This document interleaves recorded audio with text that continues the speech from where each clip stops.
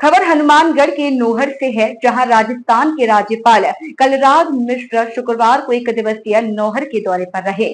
नौहर पहुंचने पर पुलिस प्रशासन द्वारा महामहिम राज्यपाल को गार्ड ऑफ ऑनर दिया गया। बाद में नौहर में बिहारी परिवार द्वारा 6 करोड़ की लागत से नवनिर्मित गौरीशंकर बिहारी राजकीय कन्या महाविद्यालय का लोकार्पण राज्यपाल कलराज मिश्र ने किया। नोहर में लोकार्पण के अवसर पर बोलते हुए उन्होंने भामाशाह बिहारी परिवार का आभार जताया तथा शिक्षा के क्षेत्र में उनके द्वारा नोहर को दिए गए योगदान की प्रशंसा की। महाविद्यालय लोकार्पण के अवसर पर बोलते हुए महामहिम राज्यपाल कलराज मिश्र ने महिला शिक्षा और नारी सशक्तिकरण पर जोर दिया। उन्होंने गांव डाड़ी की हर बेटी बहू को पढ़ाने और शिक्षित बनाने की सीख दी। इस अवसर पर बोलते हुए राज्यपाल कलराज मिश्र ने कहा, महिला शिक्षा वर्तमान वक्त की आवश्यकता है। शिक्षा से महिला सशक्तिकरण संभव है। हमारे देश में प्राचीन समय से ही महिला शिक्षा का महत्व रहा है। जो समाज महिलाओं को शिक्षा का अवसर देता है वही आगे बढ़ाता है और आगे बढ़ता है।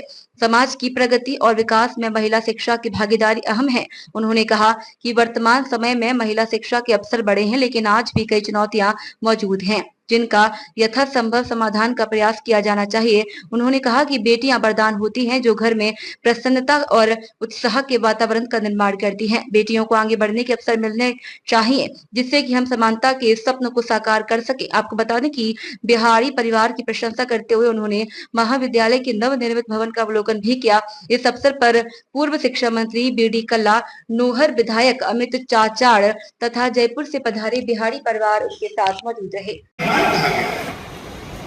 शिक्षा के लिए किया कार्य श्रेष्ठ कहा गया, परंतु मैं मानता हूं कि कन्या शिक्षा के लिए किया कार्य सर्वश्रेष्ठ होता है। जहां बालिकाएं आगे बढ़ती हैं, वहीं समाज भी तेजी से विकास की राहों को उन्मुख होता है। मैं यह मानता हूं कि किसी भी राष्ट्र और समाज के विकास का प्रमुख आधार महिला शिक्षा ही है। जैसे जब कभी महिला शिक्षा के लिए किसी समर्पित कार्यक्रम में जाना होता है तो सर्वाधिक सुखद अनुभूति होती है नारी शक्ति होता है। हमारे प्राचीन पुराणों में, शास्त्रों में जाएंगे तो पता चलेगा कि पृथ्वी नारी शक्ति से ही चल रही है। सरस्वती रूप में नारी सृजन करती है, लक्ष्मी रूप में वो पालन करती है, महाकाली रूप में आसुरी शक्तियों का नाश करती है। एक दूसरा पक्ष ये भी है कि पूरे संसार में ज्ञान और शिक्षा की देवी सरस्वती है। सोचिए, यदि ज्ञान नहीं हो तो कैसे यह संसार प्रकाशित रह सकता है। इसी तरह धन भाग्य और संपत्ति की देवी लक्ष्मी है। उसी से सारे कार्य संसार में होते हैं। शक्ति रूप में दुर्गा न हो तो संसार में बुरी शक्तियों का ही वास होता जाएगा। यानी पूरी यह धरती नारी की देवी रूपों में अपने अस्तित्व को बचाए हुए है।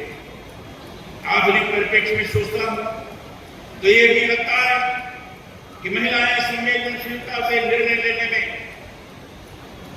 में ही नहीं, अगर सामूहिक हित की सोच से कार्य करने में भी पुरुषों से कहीं अधिक बेहतर होती जा रही है। उनकी प्रतिभा को यदि अवसर मिलते हैं तो वे अधिक तेजी से आगे बढ़ पूरे समाज के विकास का मार्ग प्रशस्त करती है। मैं तो इस समय सारे विश्वविद्यालयों में जा रहा हूं और विश्वविद्यालयों में दीक्षांत समारोह कर रहा हूं। दीक्षांत समारोह में मुझे उपाधि देनी पड़ती है, डिग्रियां देनी पड़ती है, स्वर्ण पदक देना पड़ता है, गोल्ड मेडल, ये सब देना पड़ता है। जो पीएचडी है उनको भी उपाधि देनी पड़ती है। और आपको जानकर प्रसन्नता होगी, लगभग 16 विश्वविद्यालयों में जा चुका हूं, प्रशिक्षण कर चुका अभी तक कभी इस वक्त। तो सभी में लड़कियां सबसे आगे आई। गोल्ड मेडल प्राप्त करने में लड़कियों की संख्या अगर 80% कहें तो अतिशयोक्ति नहीं होगी। शिक्षा के क्षेत्र में अपनी प्रतिभा का जिस तरीके से उन्होंने प्रदर्शन किया है, प्रतिकरण किया है, ये बड़ा स्तुत्य है, प्रशंसा योग्य है। और इस बात का पता लगता है कि लड़कियों को अगर अवसर प्रदान किया जाए तो किसी भी क्षेत्र में आगे बढ़ सकते। अभी 2 दिन पहले मैं कृषि विश्वविद्यालय गया हुआ। कृषि विश्वविद्यालय में सामान्य तौर पर लड़कियां कम पढ़ती हैं, लेकिन इस विश्वविद्यालय में हमने गोल्ड मेडल दिया। आप ताज्जुब करेंगे, उसमें 85% लड़कियां थी।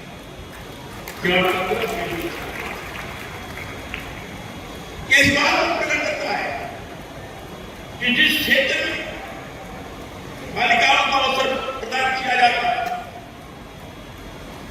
माताओं बहनों को अवसर प्रदान किया जाता है, तो उस क्षेत्र में अगुवाई करने में वो सक्षम होती हैं, समर्थ होती हैं। ये भारत के लिए बड़ा शुभ लक्षण है, भारतीय समाज के लिए बड़ा शुभ लक्षण है।